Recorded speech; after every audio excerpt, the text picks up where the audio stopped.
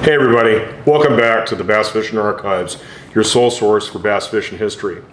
Today what we're going to do is we're going to continue our ramp up to the 52nd Bassmasters Classic that's going to be held March 4th through 6th at Lake Hartwell in South Carolina. And today what we're going to do is look at the 6th Bassmasters Classic press guide.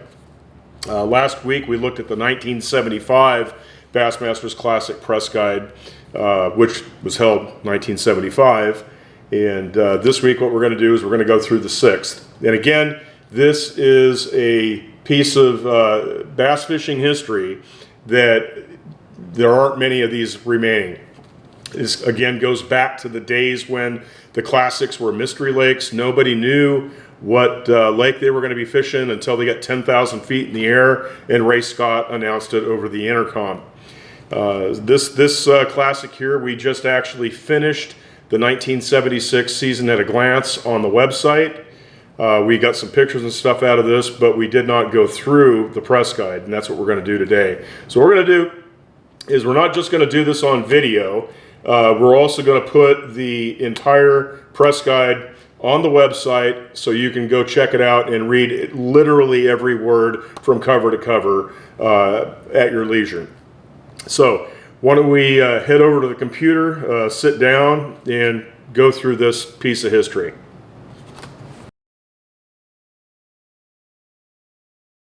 All right, we're in the office here, got the computer going, and now what we're going to do is we're going to go through the 6th Annual Bassmasters Classic Press Guide from 1976. See the trophy there at the bottom, and get through the cover here. Turn the cover, and what you're seeing here is about a 3 or 4 page article on a question: is bass tournaments, is it evolution or revolution? And essentially what it is Bob Cobb is trying to look at bass fishing since 1967 and how it's changed, and not only how it's changed competitively, but what it's done to the fisheries, what has it done to tackle development, boat development, the whole 9 yards. It's a really in-depth look into what had happened since 1967. So you essentially have, what is that, about 8 or 9 years since Ray held the first competitive tournament on Beaver Lake in Arkansas. Some of the stuff here outlined in black, in the massive crowd of over 50 million fishermen in this country, one individual alone has had as much responsibility as any charting and changing the course of bass fishing. And of course, they're talking about Ray Scott here. So Scott's basic tool of publicity is the Bass Tournament Trail, clutching his Bass Angler's Bible, i.e. Henshaw's book on Book of the Black Bass, in one hand and a bullhorn in the other. Scott, in the early 1970s, swept across the southern bass belt spreading the gospel. And boy, did he do that. The next outlined paragraph here says, the last but hardly the least development in the South's rising interest in bass fishing has been the design of a proper craft, the bass boat, to speed the angler quick to his chosen honey hole, and once there to whisper him about with an electric maneuvering bow-mounted trolling motor that has left his hands free for casting and took the hard labor out of angling. And then he goes on a little bit in the next paragraph or two about Skeeter being the first bass boat and what the Skeeter boat did to jumpstart the design of other new bass boats. Down at the bottom, it talks about Scott's first foray into tournament fishing. Remarkably, Scott lured 106 anglers from 13 states to plunk down $100 each to help underwrite the cost of the event and furnish the $9,140 in prizes. The event was a tremendous success, but the bottom line for Scott was a $600 loss. I guess that didn't deter him from holding another one at Smith Lake a few months later. Anyway, we'll turn the page. The next blocked out text is, unlike other professional sports, bass fishing tournaments are a business oddity. We don't conduct bass tournaments to make a profit, said Scott, A majority of the entry fees are returned to the fishermen, or as in the past, a portion donated to bass fishing research. And it just keeps going on, and it's really looking at the history of Bassmaster, the Bass Anglers Sportsman Society, and Bob did a really good job of bringing it all together. Here in the lower left-hand corner, what you're looking at is just a bunch of spectators, kind of like what they do today, for daily weigh-ins. This just happens to be the weigh-in at Carr in 1976, and you got a bunch of people standing there watching the weigh-in. And then we'll go to the next pages. We have an editorial or whatever by the Inland Chief of Fisheries, North Carolina Wildlife Resources Commission, Don Baker. And he's got a little question: is sport fishing recreational or competitive? It's a quick little read and gives you kind of some insight as to the way his mind works. And then you have Ray Scott, Mr. Bass, essentially a bio of Ray and what he's done over the last 8 years. Next, what they're covering is the first 5 Bassmaster Classics, kind of a breakdown of who won, who was there, essentially just a tournament report, kind of like what they did in the 1975 press guide. So we've got a picture of Bobby Murray and his wife. Of course, Bobby won the 1971 Bassmaster Classic at Lake Mead. And then the next page, we have Don Butler, who won the Classic on Piercy Priest, Classic 2, and the standings. Next, we have Classic 3, which was held at, it was Clark Hill is where it was held, and Rayo Breckenridge won that one, not easily, but just edging out Bill Dance. And then Classic 4 was held at Wheeler, and that's the one that Tommy Martin won, and brought along the Flex spinnerbait, and of course, I think he won it on a Rebel, or also won it on a Rebel crankbait. So it was Tommy Martin at Wheeler. And then we have Bassmaster Classic 5, which was held on the Currituck Sound, and Jack Haynes won that. And here we got some of the gear that Haynes was using. We have a couple of Johnson spoons with grub and trailer hook, which is an interesting thing. You don't see the Johnson spoon being utilized much at all anymore. A couple of Flex spinnerbaits, again with trailer hooks, and then a Texas rigged Fleck worm. And a good picture there of Harold and Haynes at the weigh-in. And of course, again, we've got the standings for the 75 Classic. On the next page, we're getting into the Classic boat. And essentially this is, B.A.S.S, heralding, why the Classic boat, who makes it, why they've chosen this boat. But this boat actually, to me, holds a lot of history. This is actually the first bass boat, the real bass boat, fiberglass one, that I ever stepped foot in. A buddy of mine in Southern California had one of these classic boats, a 1976 classic or Bassmaster Classic boat. It was a 175 AC Ranger. The A stood for Allison, the C stood for Classic. And this was a big step up from my 15-foot Sea Nymph with a 35 horsepower the first time I ever stepped in it. Steve had a 115 Johnson on it, and the thing flew down the lake at 53, 54 miles an hour, and I felt like I was in an airplane. It was absolutely insane.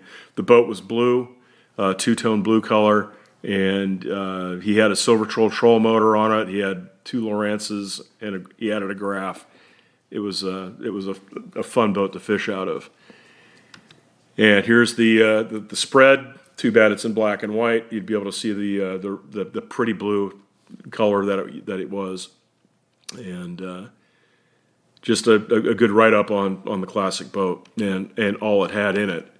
So here we got the 76 Classic equipment manufacturers. Of course, you got Ranger Boats, who is providing the boats. You got Johnson Outboards, OMC Instrument Panel, Silver Troll low profile trailer, or Silver Trail, excuse me.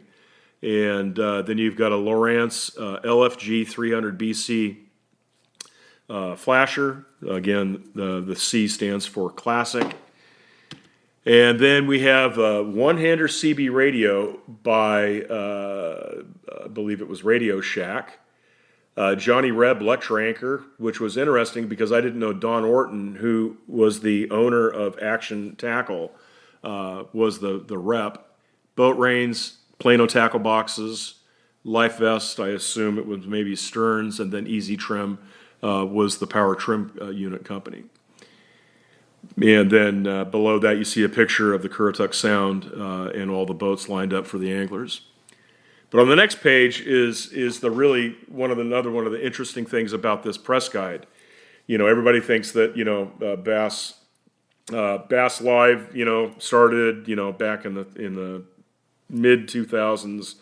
Of course, you had Mark Jeffries. Was the guy that really brought the live broadcasting of bass fishing as it happened. He was the guy that you should really give credit to. But here's Ray Scott's version of it in 1976 at the 76 Classic. And they're using these one-hander CB radios in which the observer or the rider that was placed with each angler, whenever an angler catches a fish, they're supposed to call it into Harold Sharp. Whenever an angler loses a fish, they're supposed to call it into Sharp.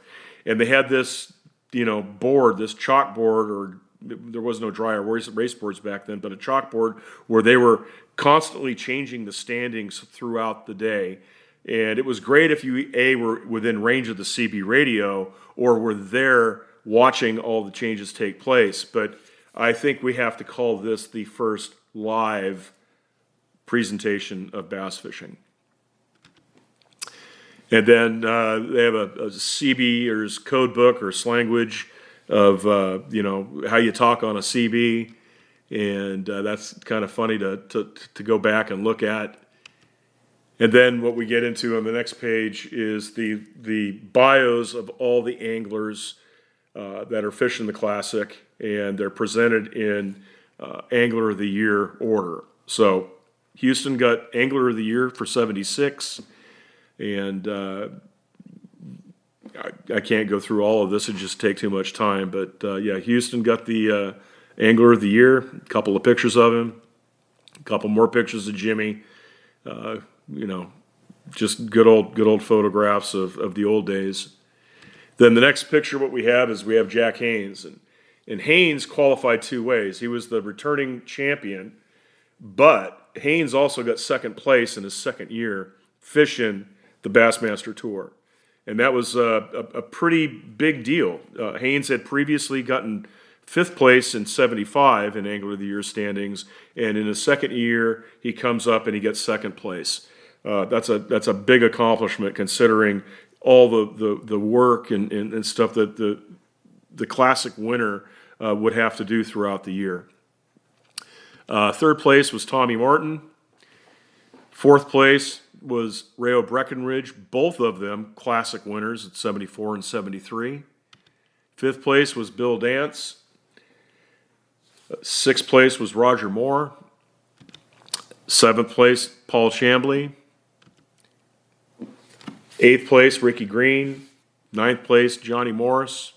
Look at him. Look how young he looks. And then we got Billy Westmoreland, Rick Clun, Bo Dowden, again, Greg Ward, the grandson of Virgil Ward and son of Bill Ward. And, of course, we got Bill Ward right behind him, Don Mann, Tom Mann's brother. Tom did not make it this year. And, by the way, it's another interesting thing is you have Tom Mann didn't make the Classic. You have Roland Martin did not make the Classic. That was an amazing deal. I mean, he didn't place in the points in the top 50 for the first three tournaments, and then the second two tournaments he placed in the points, but it wasn't enough to get him back into the Classic. Then we got Charlie Campbell, Forsyth, Missouri. Wade Reed from Zwolle, Louisiana. I probably messed up the name of the city. We have Doug Odom from Orangeburg, South Carolina. Gary Wade from Greensboro, North Carolina. Willard Moore from Shreveport, Louisiana. Jack Chancellor from Phoenix City, Alabama, a future Classic winner. Basil Bacon, Rolla, Missouri. This was Basil's first year on the tour, and he made the Classic. Then we got Jerry Ryan, old Hungry Fisherman tour guy from Stanley, North Carolina. And then the angler that made it through the Federation, or back then it was called the Chapter, was Billy Phillips from Jackson, Tennessee. And there's Billy Phillips' picture and a picture of him fishing the way he liked to fish, out of a 14-foot aluminum, sitting right up there on the bow and operating his troll motor. Next, what we have is a look at the 1976 tournament trail at a glance. It's the top 25, or top 24 really, with Billy Phillips added, and how they placed in order to get into the Classic. And then below that, we have Bill Dance, Roland Martin, top all-time bass points ratings. And so what we have on the next page is the all-time point leaders, with Bill Dance narrowly edging out Roland Martin, 1,345 points to 1,337 points. Now, mind you, there's a drastic difference in the way the points were scored in the first few years of tournament circuit, where they gave 1 point per pound or per ounce in the first couple tournaments, and then they switched it to 10 points per ounce thereafter, and then around 71 they changed to a paying, or to giving points to the top 35, and then I believe it was in 73 they started giving out points to the top 50. So it's kind of a goofy way to present the points, but here they are for those of you number nerds. Next is how the Bass Pros ranked in 71, essentially the Angler of the Year from 71 through 75 and 76. And then you have in the lower right, you have the all-time bass money leaders. You got Roland Martin out ahead of Bill Dance by about $11,000. At that point, Roland Martin had won over $50,000 in winnings. Dance was bringing up second with pushing 40 grand. Ricky Green was at slightly below 27,000, and Jack Haynes, mind you, had only been fishing for 2 years, had already topped $25,000 in winnings. That's pretty good, and it goes all the way down to 30th place with Larry Hill, Winston-Salem, North Carolina, with $6,300. It was a lot of dough back then. Then you have the 76 leading money winners. You have Jimmy Houston, who won the Angler of the Year. He ended the year with about $18,000 worth of winnings. And then the interesting thing here is the second, third, fourth, fifth, and sixth are all winners of the events. And so you have Manuel Spencer, Jim Mckay, Jim Hawkins, Wade Reed, and Rick Garlow. 5 names that nobody had ever heard of. They were all rookies, and so the only known name to win a tournament in 76 was Jimmy Houston. The rest were all rookies, which I feel is a pretty interesting statistic. Next, we have the Bassmasters Classic all-time performances. So this is everybody up through 75 that's ever been in a Bassmaster Classic and how they finished and whether or not they qualified. So you've got every single name for all 5 Classics sitting right here and how they did in the Classic. Next is the tournament trail winners and records. And this, again, starts off with the first event at Beaver Lake and goes all the way through the 1976 season. Again, a bunch of great data for those people that like to keep track of that type of stuff, me included. And then we have Bass Tournament Trail records, the Bassmasters Classic. We got, high winning total at that point was 52 pounds, 8 ounces by Rayo Breckenridge still. Lowest winning total was 33 pounds, 7 ounces by Tommy Martin at Wheeler. Let's see here. Classic tournament box scores. Now then we go on to the B.A.S.S tournament records. The all-time pro money leader, again, we've just discussed that, was Roland Martin. Top single-season money winner was Jack Haynes from 1975.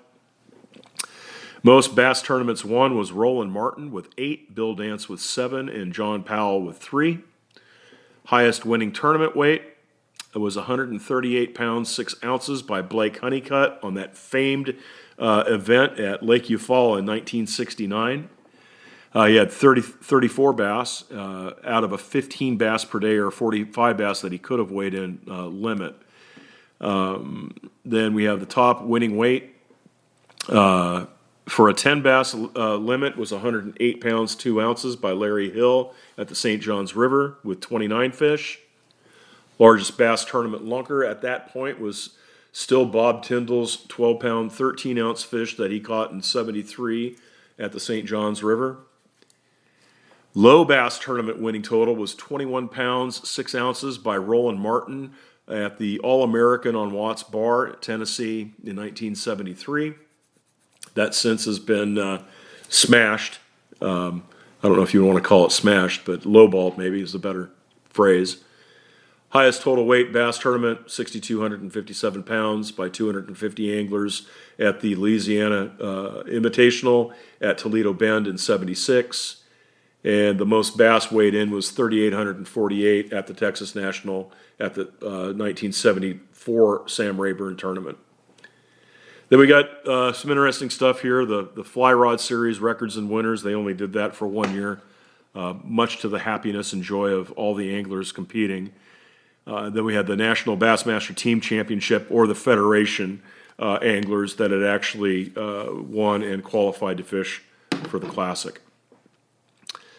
We go to the next page, and this is essentially the tournament recap of 1976. Okay, so title here is Rookie Rakes in $14,850 at the Florida Invitational.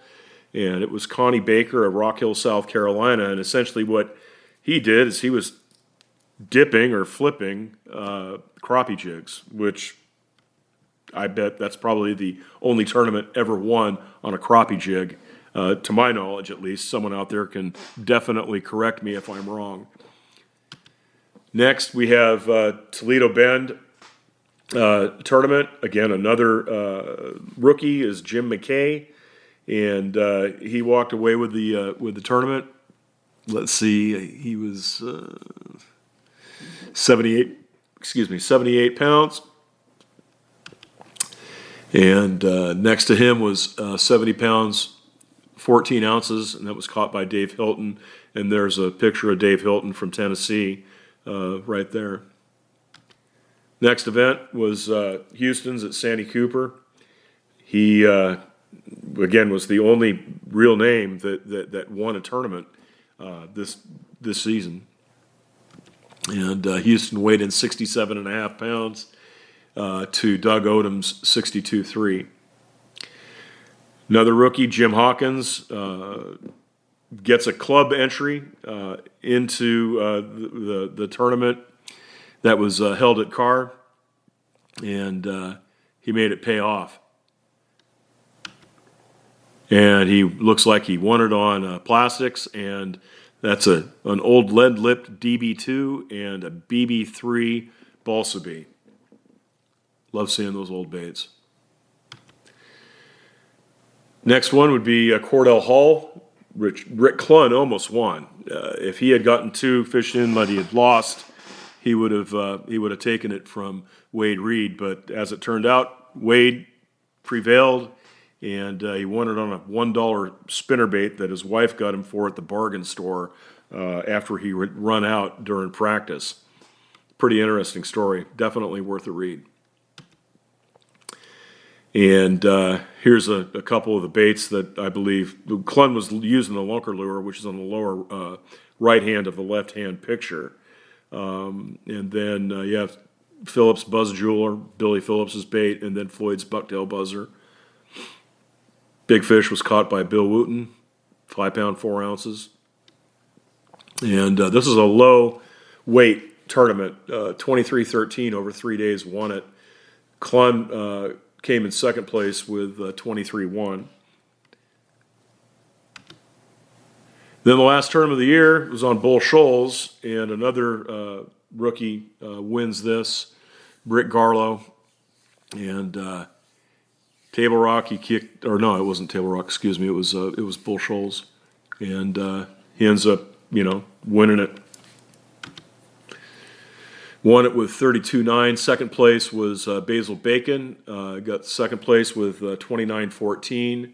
And you go down the list, the next real name would be Jack Haynes, and then Johnny Morris in 6th, Greg Ward in 8th, Charlie Campbell in 9th, and Rick Clun in 10th.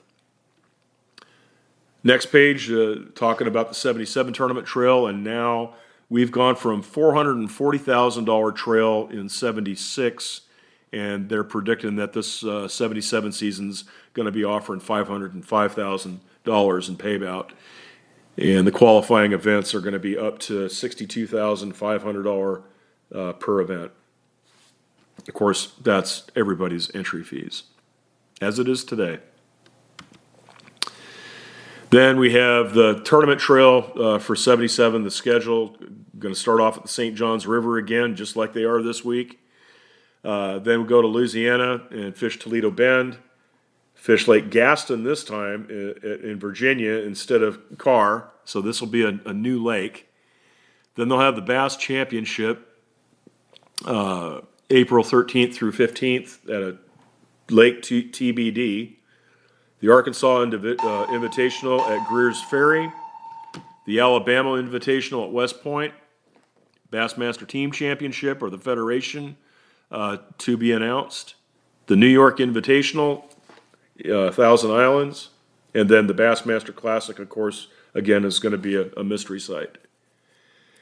Then get kind of a definition of terms, Bassin language, what they're calling it, and kind of goes through some Bassin terms like feeding cycle and presentation, migration route, etc. So people reading this that don't know anything about bass fishing maybe can learn something. And that brings us to the end. We got, 106, 107 pages here. And then this is a picture that I want someone to respond to. Who is that standing there on the right, holding his wife, obviously? The patch should give it away as to who that angler is. And you guys put it down on the comments below. And I'll figure out something for the winner, at least the first winner. And we got the back of the magazine, and that pretty much wraps up the entire press guide for 1976. All right, folks, I hope you enjoyed that. Sorry if it was a little bit long, but at least you guys get to see what the thing looks like. And if you're really, really interested, go over to the website, bassarchives.com. And you can, read it from cover to cover whenever you have the time. Next week, what we're going to do is we're going to continue with the 8th Bassmasters Classic Press Guide. And then the following week, we're going to go through the 9th Bassmasters Classic Press Guide. And all, again, in a lead up to the Bassmasters Classic coming up real soon in early March. So if you like the video, please hit the like button. If you like the channel, please subscribe. Every subscriber helps us a tremendous amount. And we look forward to seeing you next week. Take care.